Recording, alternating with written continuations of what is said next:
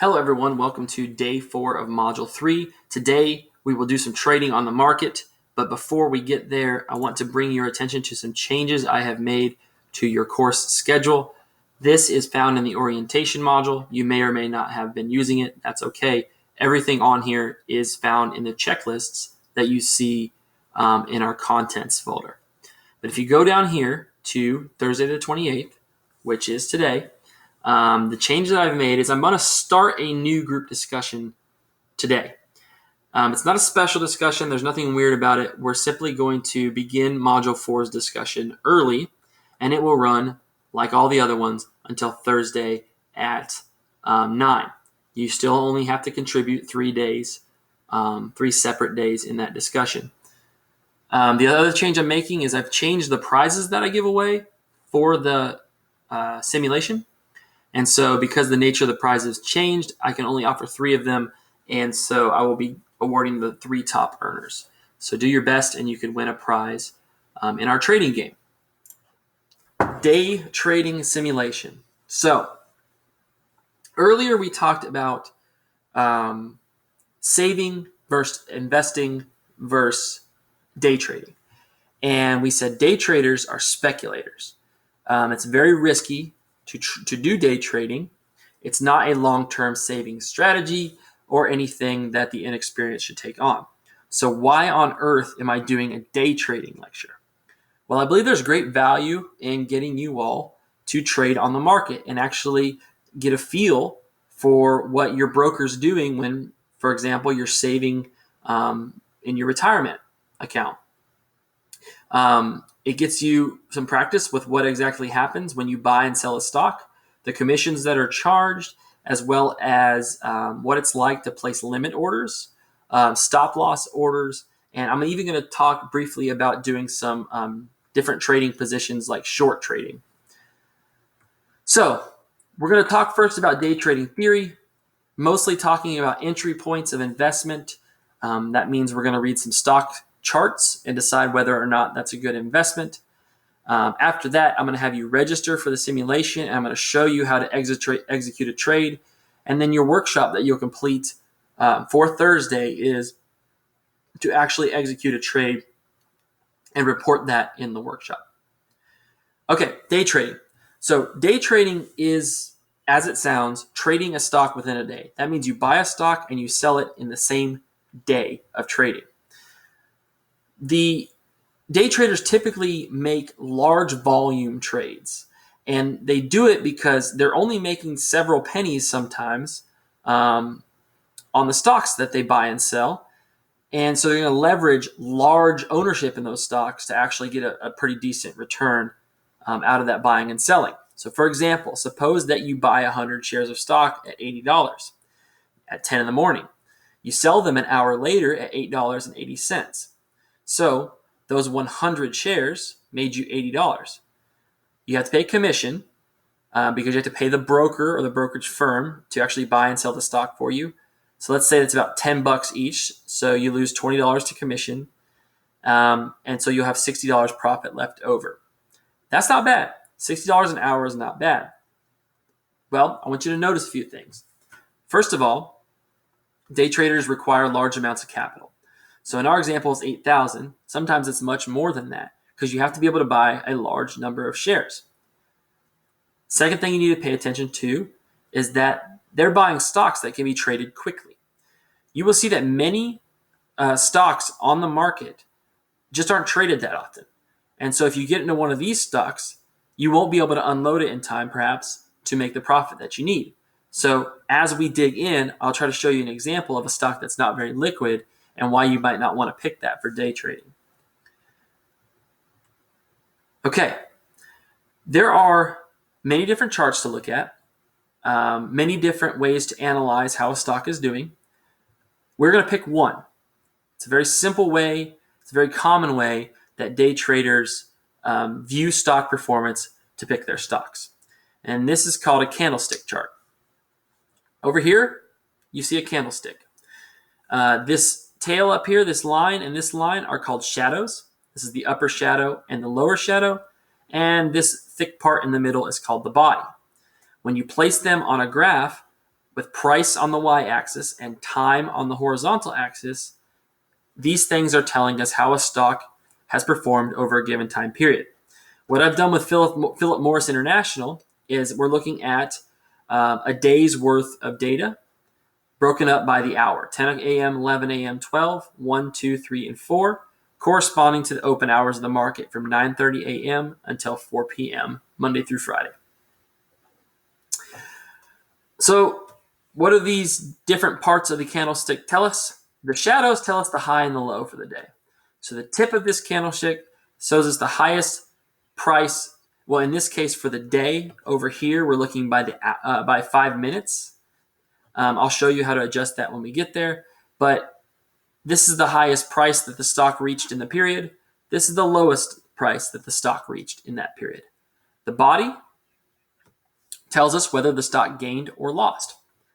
The top of the box and the bottom of the box represent open and closing prices. And so a stock that has gained is typically an empty box or green, and it will have the lower box would then be the open price, and the upper of the box would be the close price, suggesting that the stock started at a lower price and ended at a higher price for that period the stock gained. A black box, or often a red box, indicating a loss, the top of the box would then mean the open price, and the bottom would mean the close, suggesting that the stock lost over that time period. So if you want an example, in this 5-minute period, let's consider this candlestick. In this 5-minute period, let's consider this candlestick. Is this a gain or a loss? Well, this one's a gain. It's empty. The others are red. This is a gain. Suggests that this stock started out at about $116.69. It dropped to a low of about $116.67, we'll say. And then in that 5-minute period, it reached a high of $116 and almost 79 cents, closing eventually at $116 and probably 75 cents. So this stock in that 5-minute period grew 5 cents, right? The market price grew 5 cents. Down here, this is telling us about volume. And these are important because anytime there's a spike in volume, that tells us the candlestick is providing us information over a bunch of transactions. When there's very low volume, it's telling us that the information we're getting from that candlestick is coming from a very low number of trades. So which would you trust? Obviously, the candlestick that's coming from a higher volume of trades. As we go forward, when I start showing you some patterns, 2 things we're going to look at. Is the correct pattern showing? And is it actually supported by some trades? Or is it just probably noise? The first pattern we're going to look at is called the hammer. It is a bearish reversal pattern.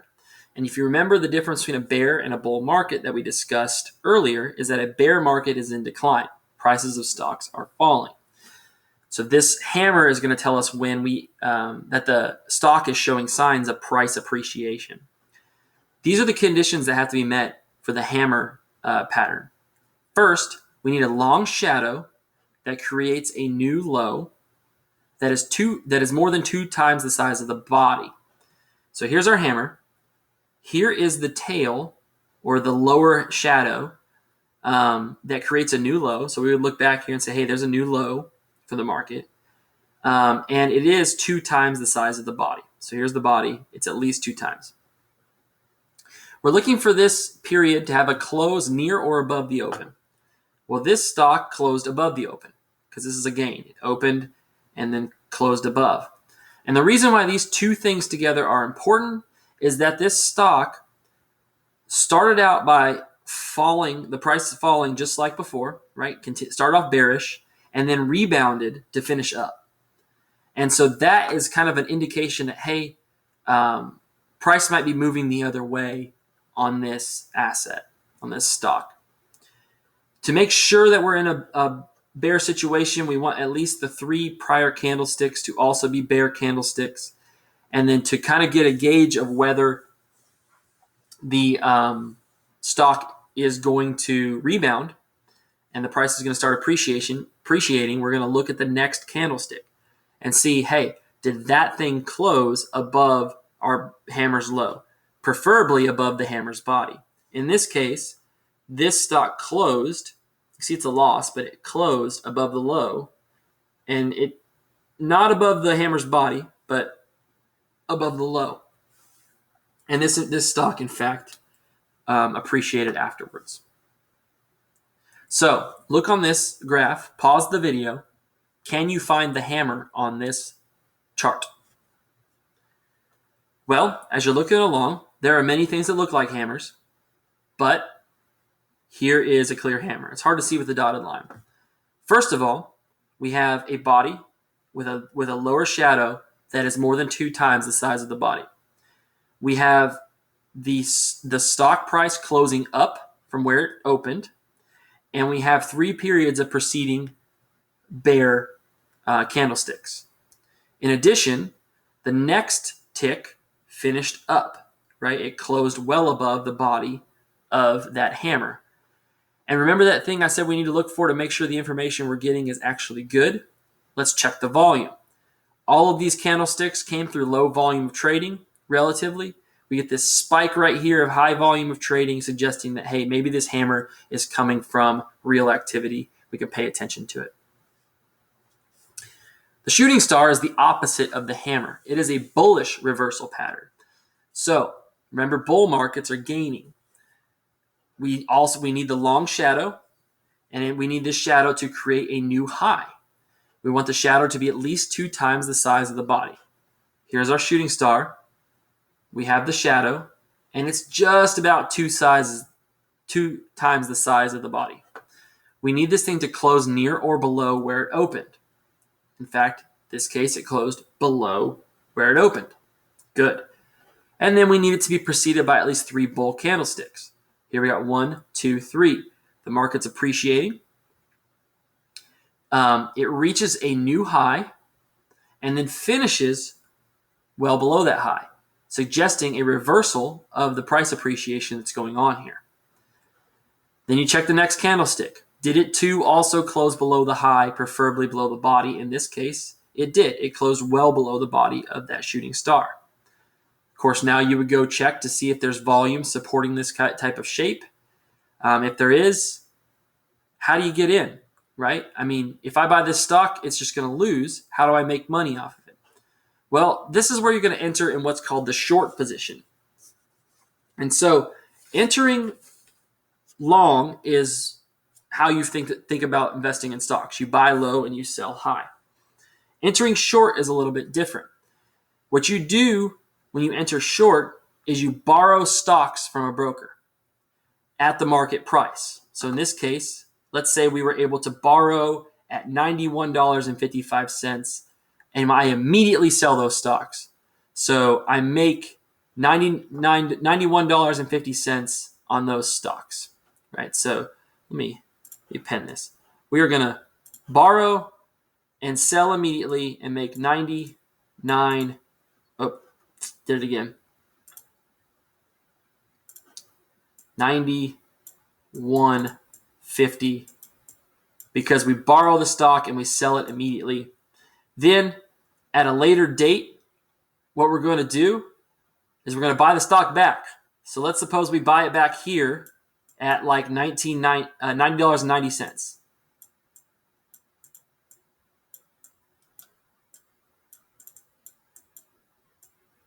So I borrowed the stock, I sold it, so now I have money.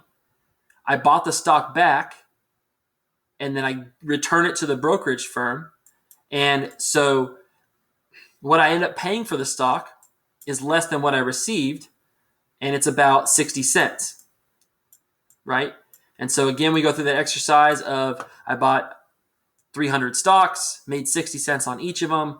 I pay commission to the broker that bought and sold the trades for me, and I pay interest to the broker that I borrowed from, and take that out of my earnings to figure out profit. So all this can be done for you by just indicating that you want to buy short on most of your broking sites. So this is what you would do. You would buy short in this situation, pick some future price in the future to sell at, and make some money.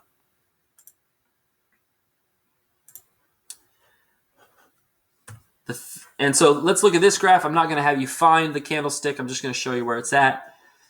Here we've got a bunch of fluctuations going on. We're going to try to guess when we're going to get a downward turn. So one thing to remember is that this side of the market, when you're looking at these different fluctuations, isn't there yet, right? You might see this shooting star and think, all right, man, is it really going to go down, or is it going to keep going up? Should I trust it?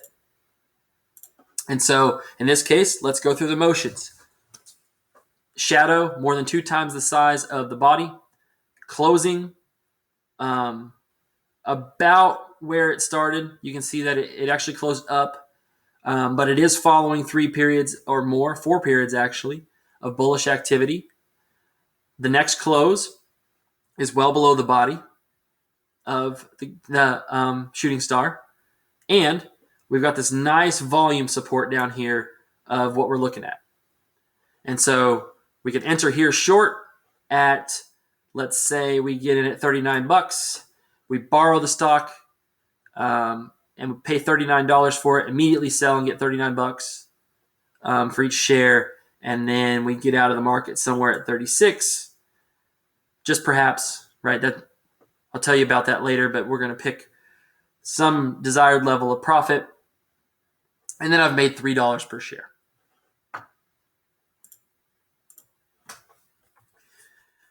A third very common pattern is the doji reversal. It can be a bullish or bearish reversal. This occurs when you have an open and close that are almost the same, and usually long shadows. So it looks almost like a cross. And it will be a bull reversal if you have these preceding bull candles, the doji, and then the only other thing you're looking for is that the next candle closes under the body of the doji. In this case, right, it did. And so this was a bullish reversal. Bear reversal will be the exact opposite. The market's bearish. You see a doji, and then it closes up from where that doji is. That might be indicating some reversal there, and you're going to check the volume to make sure that this doji is supported. Some weaknesses of the doji is that you want to make sure that there's not many other dojis leading up to this one, because what a doji can also indicate is just general uncertainty about what the price is of the stock, right? Some people are high, some people are low, and if you see a bunch of these dojis, it's just a really uncertain sort of trend that's going on, and so you might not take the doji too seriously. Special type of doji is called a harami cross, and so let's see if we can depict one. If we can find one here. So here looks to be the start of a doji reversal. So here, what type of doji is this one? A bull reversal or bearish reversal? This would be a bearish reversal. We got 3 periods of bearish market, what appears to be a doji, and then the next one closes well up from the doji body. So we might be expecting this stock to keep appreciating. We've got a nice bit of volume support on that candlestick after the doji, and so we might think that something's going to go on there. A harami cross is one in which a doji high and low are completely inside the candlestick that precedes it. So this one's close, right? It's close to being consumed by the candlestick that precedes it. Harami is Japanese for pregnant, and so what that means is like this is the pregnant candlestick. There's the baby, and because it's completely inside of that candlestick, and then we might see a reversal there. So the harami cross is stronger than just the doji cross, and so look out for that. Okay, so some general tips about day trading. First thing you want to do is you want to write down your entry and exit rules and stick to them. Don't trade based on emotion. Don't keep changing your strategies, because a lot of times your strategy is not going to work, but if it works more often than it doesn't, it's a good strategy. So keep the same strategy and maybe change it if your day or two is not going well. So you want to have entry rules. What patterns specifically are you looking for? I gave you 3. Use the internet. You're not the first day trader ever, and I'm not the first day trader ever. You can find a bunch of resources on the internet of the best patterns to look for when trading. You also want an exit strategy, right? When do I sell? How much profit is enough? You have to make that decision prior. Identify a profit target. How much are you actually looking to make from each day trade? Let's say I want to make $60 on each trade. Well, figure out how many shares you need to buy and at what price you need to sell to make that profit. Then you also want to think about your stop loss, right? Mentally make a note of how much loss you're willing to tolerate before getting out, right? If your pattern is wrong, getting out early is going to save you. Day traders don't win a lot of the time. Maybe they win 50 or 60% of the time. But those profits, when they win, are going to be bigger than the losses when they lose. And that's how they make money. Every day trader loses. So figure out how much you're willing to lose and what your target profit is for every trade. You can put in limits, right? You can say, I'm going to put in a limit order to buy at a specific price. I'm going to put a stop loss in at a specific price. Those are costly. You could instead just make a mental note. And what makes that easier is following just 1 or 2 stocks at a time, especially when you're starting out. You don't need to look at a whole portfolio of stocks. Find 1 or 2 and follow those fluctuations to see if you can get something out of them. One thing you want to avoid is penny stocks.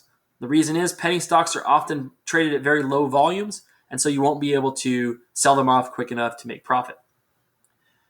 Few reminders. You need that liquid stock, right? Not penny stock. You're looking for something that has some volatility to it. It's like a really stable stock is not going to provide you many opportunities to enter.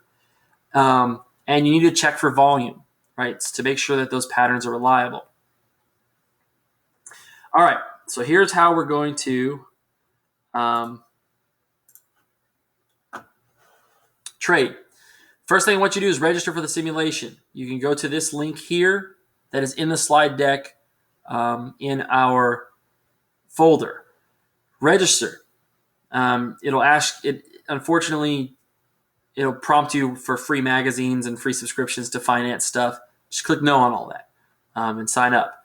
The contest name is P. Roush Trading Challenge Summer 2018, and the contest password is Walk It Like I Talk It. You may or may not have to actually enter that. If you go directly through this link and register, you might automatically be enrolled in the course. And so after you do this, pause. Don't buy any stock yet because the workshop takes you through buying your first stock, and you'll need to do some things for the workshop. So make your first few trades with the workshop activity. So here's what it's going to look like at how the market works. So when you sign in, you have a bunch of links up here. First thing I want you to do is go to quotes. This is where you're going to study stocks. You can go check out market movers. That might give you an idea of who are the big price gainers right now. Now, this is going to be every stock on the market. Some of them are going to be quite expensive, and I've only given you $10,000. So you need to decide if you want to tie up as much funds in these types of stock when you could be looking at $10, $15, and $20 stock. But here's a good place to look. There are other third-party places to look, like MarketWatch, where you can kind of get a bead on the news surrounding different stocks. You can get a list of the S&P movers and those that are falling over the time period to maybe get yourself into some long positions or short positions. And so there are many of these sites to take a look at. We've already been on Yahoo Finance, for example. Once you find a stock, let's do WWE, World Wrestling Entertainment. Go to charts. So pay attention here. You search the stock you're looking for in that search bar. We need to make this information reflect the trading activity for the day. So let's change this to a candlestick graph. Let's switch the period to a day. You see how these traded have changed to hours. It's 3:30 here, so the market's closing soon. And let's come up here, and you can set to whatever you want to, 5 minute, 2 minute, 1 minute trading duration. And if it's hard to see, you can go full screen. And so here WWE showed a big price fall in the first period, something that looks like it could be a hammer, except we don't have the preceding bear market candles. We've got some gains here that might cause us to be wary, and it saw its gains thereafter. And so I might not be too excited about getting in on this one, but you'll just have to play around and see what you see.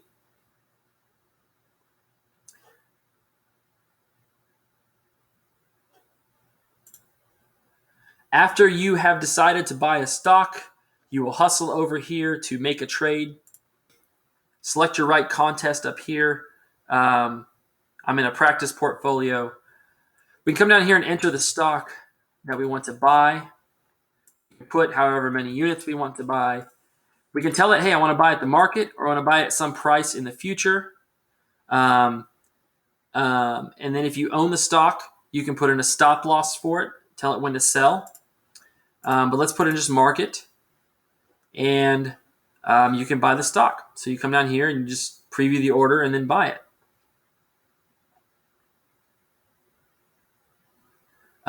Turns out this is a $10,000 contest. I don't have enough money to buy 200 stocks. So 100 at market, I can't afford that. You can also enter in a short position, right? Remember, I might want to buy short if I think the market's going to decline. You just pick short here, and then you watch and wait until you want to end your short.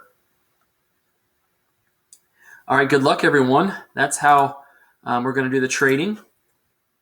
Last thing I want to point out is that there are prizes. And so, some notes. Market opens at 9:30, closes at 4. I've turned off margins and options. If you don't know what those are, don't worry about it. Fees. Every time you trade, it's going to cost $8. $8 to buy, $8 to sell, $8 when you short. It's $8. Okay, prizes. This is not actually what it looks like. My wife's actually going to design the mug, but the coffee mugs I'll be giving away are going to say something like Day Trading Champion, and then have cool looking $sign on them. She might be able to combine the two and make it look fancy. She's in advertising. I'm certain it's going to look great. But we'll be giving away 3 of those for the top 3. So you'll be, if you get in the top 3, you'll have a Day Trading Champion coffee mug to come pick up at my office. So best of luck. Don't forget, still got to turn in your workshop by 9 p.m. on Friday for your first few traded stocks. I'm starting the discussion forum a little bit earlier, but that's going to run until July 5th at 9 p.m. And our simulation. So this whole day trading exercise is going to end also on Thursday, July 5th at the closing bell at 4 p.m., at which point I'll announce the winners. Okay, good luck, everyone.